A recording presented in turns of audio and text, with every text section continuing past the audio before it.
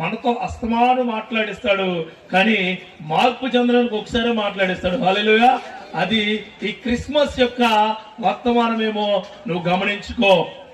ఆ క్రియలు నీ జీవితంలో మొలుచునుగాక.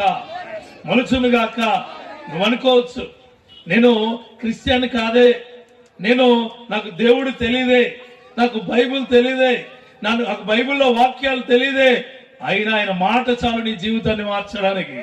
ఆయన మాట చాలు నీ జీవితాన్ని లేవనెత్తడానికి. ఆయన మాట ఒకటి చాలు నీ జీవితం పడిపోయిన నీ జీవితాన్ని మరలా లేవనెత్తడానికి. క్రిస్మస్ అనగా కేక్ కటింగ్ కాదు, క్రిస్మస్ అనగా భోజనాలు కాదు, క్రిస్మస్ అనగా మనం వేసుకునే కొత్త బట్టలు కాదు, క్రిస్మస్ అనగా మన జీవితాల్లో జరుపుకుంటున్న చాలా చాలా చాలా క్రియలు కాదు. క్రిస్మస్ అనగా ఒక మనిషి దుఃఖకరమైన జీవితాన్ని సంతోషకరంగా మార్చుకోవడం.